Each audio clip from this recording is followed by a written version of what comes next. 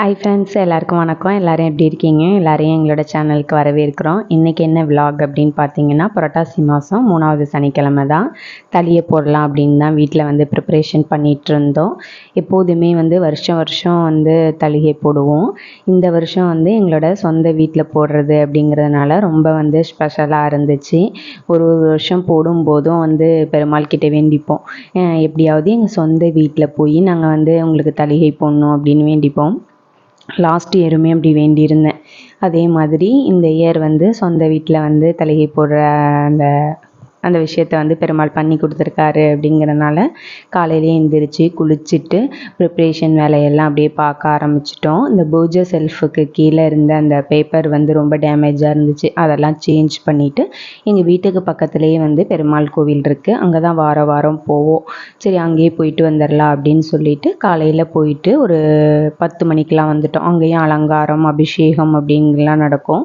பார்த்துட்டு பிரசாதமும் கொடுப்பாங்க, வாங்கிட்டு வந்தாச்சு. நானும் எங்கள் ஹஸ்பண்டும் சாப்பிடாம மார்னிங்லேருந்து விரதமாக இருந்து சமைச்சு பெருமாளுக்கு விரதம் விட்டுட்டு தான் சாப்பிட்ணும் அப்படிங்கிறதுனால நாங்கள் 2 பேரும் சாப்பிடல. பசங்களுக்கெல்லாம் பிரசாதம் மட்டும்தான் வாங்கிட்டு வந்து கொடுத்துருந்தோம். வாங்கிட்டு வந்து கொடுத்துட்டு நாளே வந்து சமையலுக்கு தேவையான திங்ஸ் எல்லாம் வந்து வாங்கிட்டு வந்துட்டோம். காய்கறியுமே வந்து வாங்கிட்டு வந்தாச்சு. எங்கள் ஹஸ்பண்டும் அப்படியே கொஞ்சம் கொஞ்சமாக வேலை செய்ய ஆரம்பிச்சிட்டாங்க. அவங்களும் செடியில் பூத்திருந்த பூவெல்லாமும் பறிச்சுட்டு வந்திருந்தாங்க. நாங்கள் ஆல்ரெடி பூவும் வந்து வாங்கி வச்சுருந்தோம். அப்படியே சமையல் வேலை தான் அப்படியே ஒன்றா வந்து ஸ்டார்ட் ஆக ஆரம்பிச்சிச்சு. எப்போதுமே பெருமாளுக்கு தளிகை போடும்போது வெரைட்டி ரைஸ் தான் வந்து அதிகமாக சமைப்பாங்க. நாங்களும் வந்து புளி சாதம், லெமன் சாதம், அப்புறம் தேங்காய் சாதம் சமைச்சிருந்தோம், பொங்கல் வச்சுருந்தோம், சுண்டல், வடை, பாயசம், அப்பளம், அப்புறம் கொஞ்சம் ஒயிட் ரைஸு, சாம்பார் எல்லாமே செஞ்சுருந்தோம். ரொம்பவே வந்து அதே மாதிரி எப்போதும் நம்ம சமையல் செய்கிறத விட விரதத்துக்கு சமைக்கும்போது வந்து நம்ம டேஸ்ட்லாம் பார்க்கவே மாட்டோம். நம்மளாக தானே சமைப்போம், ஒரு குத்து மதிப்பாக தான் வந்து உப்பு போடுவோம், எல்லாமே செய்வோம். ஆனால் அந்த சாப்பாடு ரொம்ப டேஸ்ட்டாக இருக்கும். இதை நான் ஒரு 5 இயர்ஸாக எக்ஸ்பீரியன்ஸ் பண்ணுறேன். நார்மலாக நான் சமைக்கிறத விட இந்த விரதத்துக்கு அப்படின்னு சமைக்கும்போது எந்த ஒரு டேஸ்ட்டுமே பார்க்காம தான் சமைப்பேன். இருந்தாலுமே பெருமாளுக்கு படைச்சிட்டு இந்த சாப்பாடை சாப்பிடும்போது அவ்வளோ டேஸ்ட்டாக இருக்கும். கரெக்டாக பர்ஃபெக்டாக இருக்கும். நம்ம என்ன தான் வந்து ருசி பார்த்து சமைச்சாலும் அப்போ கூட அந்த அளவுக்கு வராது. அதுதான் வந்து அந்த விரதத்தோட மகிமை அப்படின்னு நான் நினைக்கிறேன். அப்படியே ஒரு சாப்பாடும் வந்து செய்ய ஆரம்பிச்சிட்டோம். ஊர்லேருந்து தம்பியும் வந்திருந்தாங்க, பாட்டியும் கொஞ்சம் இருந்தாங்க, அப்புறம் ஹஸ்பண்ட் இருந்தாங்க. அவங்க எல்லாருமே வந்து கொஞ்சம் எனக்கும் வந்து ஹெல்ப் பண்ணிகிட்டு இருந்தாங்க.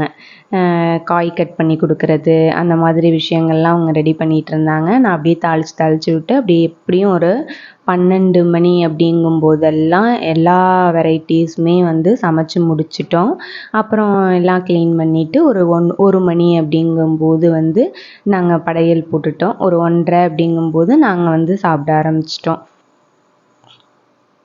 அதே மாதிரி எங்கள் பாப்பாவுக்கு ஒரு 3வது மொட்டை அடிக்கும்போது திருப்பதியில் அடிக்கிறோம் அப்படிங்கிற மாதிரி வந்து நாங்கள் வேண்டியிருந்தோம். அதனால் வந்து ஒரு புரட்டாசி மாதம் வந்து திருப்பதி போகலாம், ஃபுல்லாக அந்த மந்த்து ஃபுல்லாக விரதம் இருந்து கடைசி வாரம் வந்து நம்ம திருப்பதி போகலாம் அப்படின்னு நாங்கள் பிளான் பண்ணியிருந்தோம். டிக்கெட் வந்து பஸ்ஸுக்கு மட்டும் போகிறதுக்கு மட்டும் வந்து நாங்கள் புக் பண்ணியிருந்தோம். எப்போன்னா ஒரு 2 இயர்ஸ் பிஃபோர்னு நினைக்கிறேன். புக் பண்ணிட்டோம். மற்றபடி அங்கே போய் சாமியை பார்க்குறதுக்கெல்லாம் வந்து நாங்கள் டிக்கெட் புக் பண்ணவே கிடையாது. போயிட்டு அங்கே எப்படி இருக்குது அதுக்கு தகுந்த மாதிரி நம்ம பார்த்துக்கலாம் அப்படின்னு சொல்லிட்டு நாங்கள் வந்து ஃபேமிலியாக கிளம்பி போயிட்டோம். போயிட்டு அப்புறம் எங்கள் மாமியாரும் வேண்டியிருந்தாங்க, மலை ஏறி வந்து தான் பார்க்கணும் அப்படிங்கிறதுனால. அதனால் பாப்பாவுக்குமே அப்போ ஒரு 1 இயர் இருக்கும், அவ்வளோதான். 1 இயர் 1.5 இயர்ஸ் இருக்கும். அப்போ பாப்பாவையும் கூட்டிக்கிட்டு நடந்து தான் ஏறினோம். பாப்பாவுமே வந்து எப்படியும் ஒரு கொஞ்சம் ஸ்டெப்ஸு பாப்பாவே ஏறியும் வந்திருப்பாங்க. அப்போ மாற்றி தூக்கிக்கிட்டு எப்படியும் ஏறிட்டோம். ஃபுல்லாக ஏறும்போது வந்து நமக்கு கஷ்டமாக இருந்தாலும் கடைசியாக ஏறி முடித்ததுக்கப்புறம் அப்படியே ஒரு சாட்டிஸ்ஃபேக்ஷன் இருக்கும். அப்படியே அதை விட வந்து நம்ம உள்ளே போய் பெருமாளை பார்த்தோம் அப்படின்னா நம்ம கடந்து வந்த கஷ்டங்கள் எதுவுமே ஞாபகத்துக்கு இருக்காது. அப்படியே அந்த ஹாப்பினஸ் மட்டும்தான் நமக்கு இருக்கும். எத்தனை பேர் இதை ஃபீல் பண்ணியிருக்கீங்கன்னு பாருங்கள். இப்போ திருப்பதி மட்டும் இல்லை, இப்போல்லாம் எந்த கோவிலுக்கு போனாலுமே ரொம்ப க்ரௌடாக தான் இருக்குது. எப்படியும் லைனில் வந்து 3 ஹவர்ஸ் 4 ஹவர்ஸ் வெயிட் பண்ணுற அளவுக்கு இருக்குது. அப்படி வெயிட் பண்ணி கடைசியாக நம்ம சாமியை போய் பார்க்கும்போது அந்த வெயிட் பண்ண அந்த கஷ்டமே எல்லாமே வந்து பறந்து போன மாதிரி இருக்கும். அந்த சாமியோட ஃபேஸை பார்த்தோன்னே அந்த மாதிரி தான் வந்து எங்களுக்கும் அமைஞ்சிச்சு திருப்பதியில். நாங்களும் போயிட்டு ஃப்ரெஷ் எல்லாம் ஆகிட்டு மொட்டையெல்லாம் அடிச்சுட்டு ஃப்ரெஷ் ஆகிட்டு நார்மல் லைன் தான், ஸ்பெஷல் தரிசனம்லாம் இல்லை அப்படின்னு சொல்லிட்டு ரொம்ப கூட்டமாக இருக்குது, எல்லாருக்குமே நார்மல் தரிசனம் தான் அப்படின்னு சொல்லிட்டு லைனில் நிற்க வச்சுட்டாங்க. கரெக்டாக ஒரு 2 o'clock வந்து லைனில் நிற்க ஆரம்பித்தோம். அப்படியே நடக்க நடக்க ஒரு 2 hours 2 மணி அப்படிங்கும்போது நடந்துகிட்டே இருந்தோம். ஒரு இடத்துல மட்டும்தான் கொஞ்ச நேரம் உட்காந்துருந்தோம். ஈவினிங் ஒரு 5 மணிக்கு எல்லாமே வந்து நாங்கள் பெருமாளை பார்த்துட்டோம். அன்னைக்கு வந்து புரட்டாசி மாதம் கடைசி சனிக்கிழமை, அதுவும் சனிக்கிழமை நாங்கள் எந்த புக்கிங்குமே பண்ணலை. அன்னைக்கு போய் 12 மணிக்கு லைனில் நின்று ஈவினிங் 5 மணிக்கெல்லாம் வந்து நாங்கள் பெருமாளை வந்து பார்த்துட்டு ரிட்டன் வந்து வீட்டுக்குமே வந்து நைட்டு பஸ் ஏறி காலையில் வந்துட்டோம். எல்லாருமே கேட்டாங்க, புரட்டாசி மாதம் சனிக்கிழமை ரொம்ப கூட்டமாக இருக்கும், நீங்கள் போகிறீங்க எப்படி பெருமாளை பார்ப்பீங்கன்னு தெரியல, 2 நாள் ஆகும், எல்லாத்தையும் அடைச்சி வச்சு தான் அனுப்புவாங்க அப்படி இப்படின்லாம் சொன்னாங்க. ஆனால் நாங்கள் அன்னைக்கே போய் சனிக்கிழமையே பெருமாளை பார்த்தது எங்களுக்கு ரொம்ப ஹாப்பியாக இருந்தது. அந்த வருஷமும் வந்து ரொம்பவே நல்லா இருந்தது. சமையலும் வந்து ஓரளவு எல்லாம் முடிஞ்சிருச்சு அப்படிங்கிறதுனால ஃபோட்டோஸ் எல்லாம் எடுத்து வச்சு கீழே தான் வந்து வச்சு படையல் போடலாம் அப்படின்னு வந்து ரெடி பண்ணிகிட்டு இருந்தோம். அதே மாதிரி 2 குத்து விளக்கும் வந்து ஏற்றிருந்தோம். எப்போதுமே பெருமாளுக்கு படையல் போடும்போது மாவிளக்கில் நெய் தீபம் ஏற்றி போட்டால் நல்லது அப்படின்னு சொல்லுவாங்க. அதனால் மாவிளக்குமே ப்ரிப்பேர் பண்ணியிருந்தோம். பானக்கமும் வந்து செஞ்சு வச்சுருந்தோம். எல்லாத்தையோடையும் எல்லாம் சேர்ந்து மொத்தம் ஒரு 11 சாப்பாடு, இந்த ஒற்றைப்படையில் வரும் இல்லையா கணக்கு, அந்த மாதிரி 11 வகையான சாப்பாடெல்லாம் செஞ்சு வச்சு பெருமாளுக்கு வந்து பூஜை பண்ணியிருந்தோம். ரொம்பவே வந்து திருப்தியாக ஹாப்பியாக இருந்துச்சு. கடவுள் வந்து நம்ம கேட்குறத வந்து அவர் கொடுக்குறாரு அப்படின்னா நம்மளும் அவருக்கு வந்து நம்மளால் முடிஞ்சதை வந்து அவருக்கு வந்து செஞ்சிடணும் அப்படிங்கிறது தான் எங்களோட தாட்டு.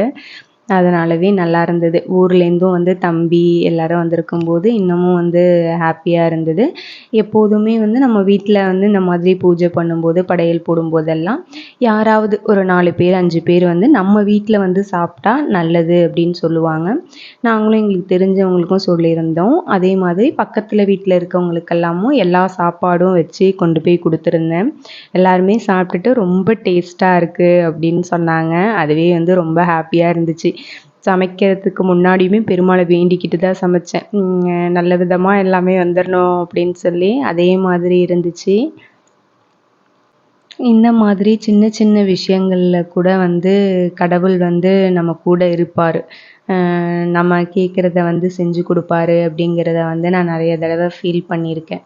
அதனால் எதுனாலும் வந்து கடவுள்கிட்ட மட்டும்தான் கேட்குறது. அதை கண்டிப்பாக அவர் செஞ்சு கொடுப்பாரு அப்படிங்கிற நம்பிக்கையுமே வந்து எங்களுக்கு நிறைய உண்டு. குழந்தைங்களுக்குமே வந்து அந்த விஷயங்களை வந்து நம்ம பழக்கலாம். எப்போதுமே வந்து கடவுள் பார்த்துட்ருக்காரு, நம்ம வந்து எந்த ஒரு தப்பும் வந்து செய்யக்கூடாது, ஏதாவது ஒரு தப்பு செஞ்சோம்னா அதுக்கான பலனை வந்து கடவுள் கொடுப்பாரு அப்படிங்கிறத வந்து குழந்தைங்களுக்கும் வந்து சின்ன வயசுலேருந்து நம்ம சொல்லி கொடுத்து வளர்க்கும்போது அவங்களுக்கும் மனசுக்குள்ளே ஏதோ ஒன்று பண்ணும்போது ஒரு சின்ன பயம் வரும், கடவுள் இருக்காரு பார்த்துட்ருக்காரு அப்படின்ட்டு. நம்ம வந்து சுற்றி யாரும் இல்லை, நம்ம பார்க்கல அப்படிங்கிறதுனால நம்ம சின்ன சின்ன தவறுகள் கூட செய்யலாம். ஆனால் இந்த விஷயத்தினால அந்த தவறுகளை கூட நம்மளால் குறைச்சிக்க முடியும். ஆனால் யாருமே பார்க்கலன்னு நினச்சாலும் யாரோ ஒருத்தர் நம்மளை மேலே இருந்து கண்டிப்பாக எவ்ரி செகண்ட் வந்து நம்மளை பார்த்துட்டே இருக்காங்க. அது வந்து நிஜம்.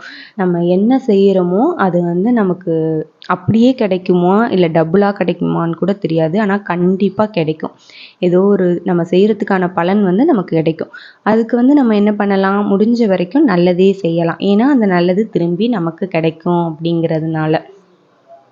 இந்த மாதிரி சின்ன சின்ன விஷயங்களை வந்து நாங்களும் ஃபாலோ பண்ணுவோம். நம்மளால் முடிஞ்சதை மற்றவங்களுக்கு ஏதாவது செய்யலாம்.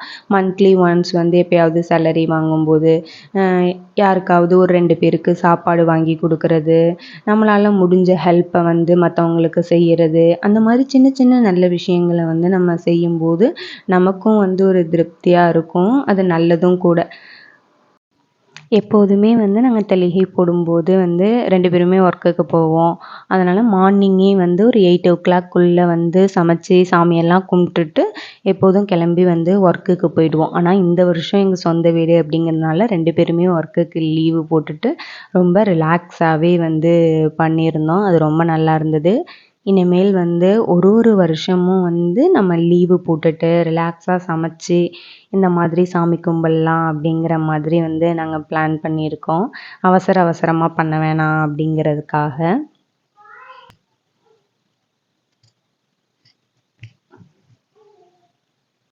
ஃபைனலாக வந்து சாம்பிராணியும் போட ஆரம்பிச்சிட்டோம்.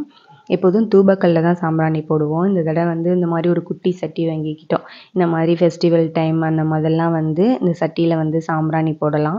எப்போதுமே வந்து நம்ம வீட்டுக்கு ஏதாவது திஷ்டி இருக்குது, நமக்கு எப்போதும் வாரம் வாரம் திஷ்டியெல்லாம் சுற்றி போடுவோம் இல்லையா, அது வந்து அதுக்கும் வந்து இந்த சட்டியை வந்து யூஸ் பண்ணிக்கலாம் அப்படிங்கிற மாதிரி வந்து நாங்கள் வச்சுட்டோம். ஃபைனலாக பூஜையெல்லாம் முடிஞ்சிருச்சு. சாப்பாடெல்லாம் ரெடி ஆகிட்டங்கனால சாப்பிட போகிறோம் நாங்கள். நீங்களும் சாப்பிட வாங்க. தேங்க்யூ. இந்த வீடியோ பிடிச்சிருந்தா லைக் பண்ணுங்கள், ஷேர் பண்ணுங்கள், மறக்காமல் கமெண்ட் பண்ணுங்கள். Thank you friends.